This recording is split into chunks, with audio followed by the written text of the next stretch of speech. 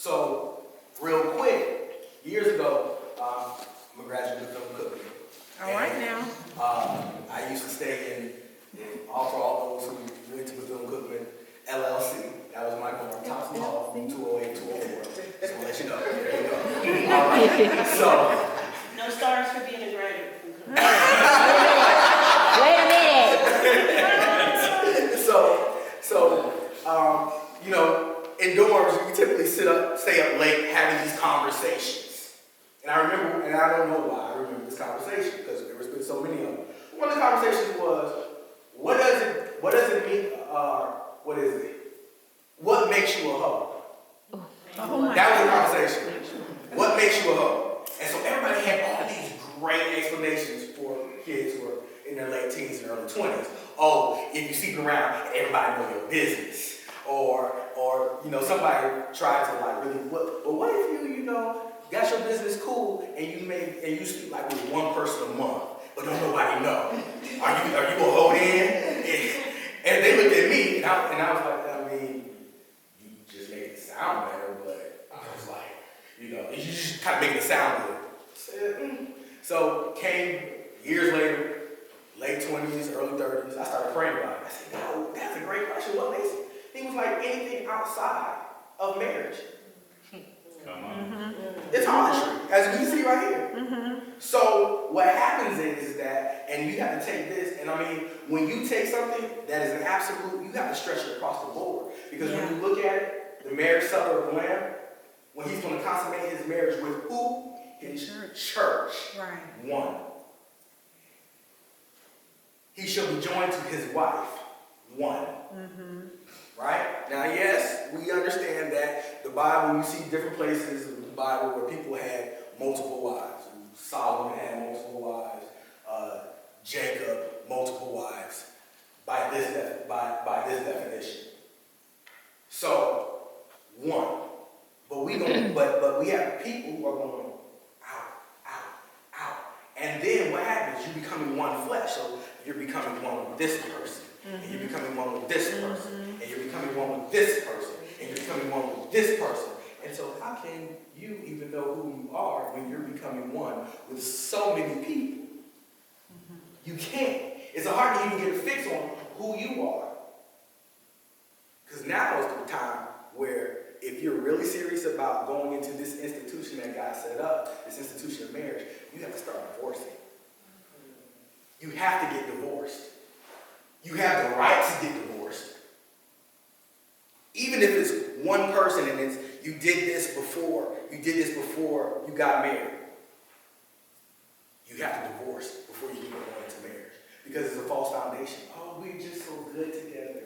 Oh, we finish each other's sentences and he like what I like. Oh, we love to read the same books and go walking and yeah, that's all fine. That's all fine and dandy because you become one.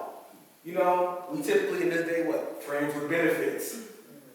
Right? Never works. Sounds good in theory for anybody, but it never works. Why? Because you become one. So somebody's going to catch feelings. So somebody's going to be attached. Where do you think the attachment comes from? Because you are one. Now, I could spend all day, but we're going to get on. We're going to get on. Johnny. Question. What was that scripture you just read? The scripture I just read was 1 Corinthians 6, 15 through 18. Thank you.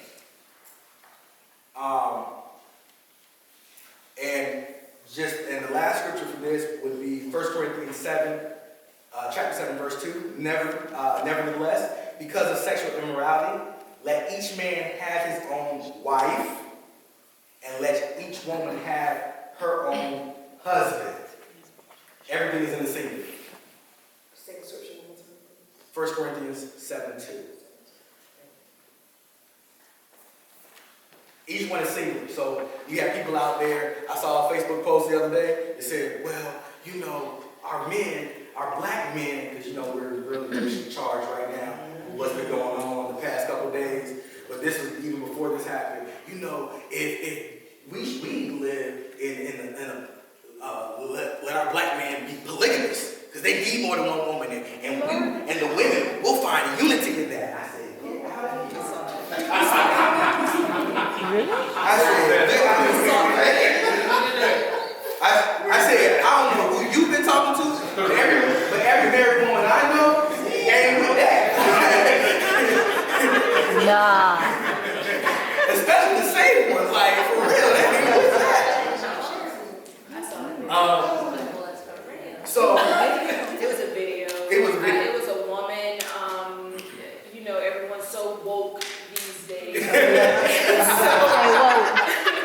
And so she was trying to give an explanation about how to community build.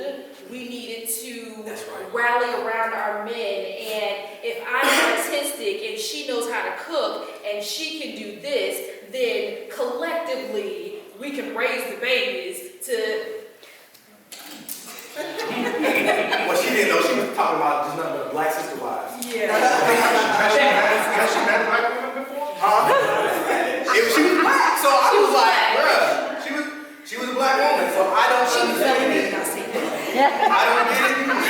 And I think for me, that was probably the first time that I had heard that from a black woman say something like that. So that totally threw me. Now, going into our second point, we all know that Abraham is the father of faith. What we call Abraham the father of faith. When he believed God, believed the promises of God, and God fulfilled his promises with a generation that came after him that no man could number. By the time they left Egypt, they were close to 1 million people that left Egypt. And when they were in the desert, they hit close to 3 million then. So, the father of faith, he believed it. But not only was Abraham our father of faith, he was the first person in the Bible with baby mama drama. Okay? So, the second foundation of this is children. The second false foundation is children. I want to get married because of the child. And I want the child to grow up into a two-parent household. Don't do that. Don't do that. I had a friend from college who almost did that. Well, yeah, I think I'm gonna marry a bruh. Don't do it, bruh. I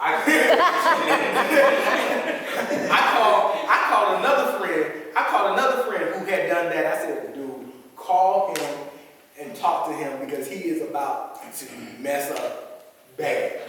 And he was like, bro, what's his number? I'm gonna call him now. Like, we don't do that. Yes, we understand that we want children to live in a stable environment. We want children to have both parents in the household, to have that support system. But when you're not in the place of marriage and commitment, because it is a covenant, there is no foundation there to support it from the first place. For example, my wife had a child before we got married, right? When my wife was going to work and other things, I would watch, and this is before we were even interested in each other. I would watch the baby, my baby. I would watch my baby. I would watch her, I would keep her at work because she was working maybe like 15 minutes away, so I would keep her at work. And I was falling in love with this baby. I was like, I love this kid. Oh my goodness. But I didn't know that what I was thinking then would even apply to now. But I was like, I would not date you or be with you.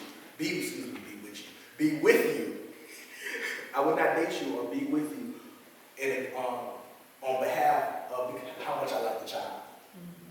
Because my bond with this child may not be a bond that I am willing to go in with you. So at that point, and that was God wisdom right there, because you see people do it. Oh, I love the child, and then we'll just say the man and then the mother, if they get close off of a relationship and bond, she sees him, raising the child, loving the child, and then next thing you know, you're like, oh, getting into a relationship that probably never should have been. See, for me, I knew that, hey, this is what God needed me, this was for this time what God needed me to do, to help out. I knew my place right then and there. That's where I was going to stay. I was like, no, because I know that if I got with her, I need to have my own relationship with her before moving forward, not with the child. Because I can still have a third relationship with the child. She's young. But if we fall out, then that just makes it worse because it creates more of an unstable environment. Check this out. Okay?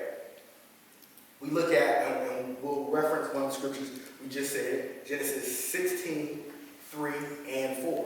So we know that Sarah took Hagar, because Sarah was still barren, she wasn't having any children even after the promise came, took Hagar to Abraham to become his wife, right?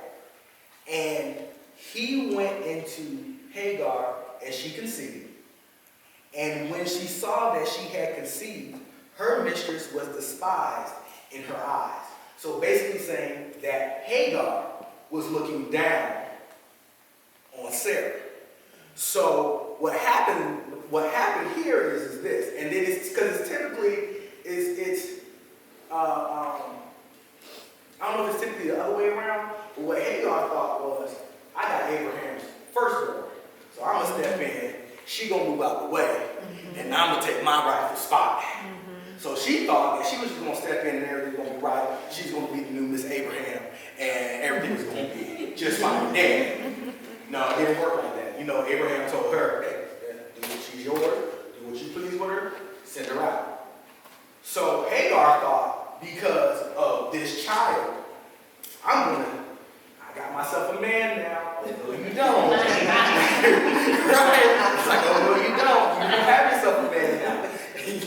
You need to, Sarah like, miss me with that. Right? So we looked at, she came in and she was like, hey, this is mine. She's like, he's mine now. Right? Even sometimes some women, they have a child by a man, and they like, oh, our life is going to be great. I got this baby, we're going to live together,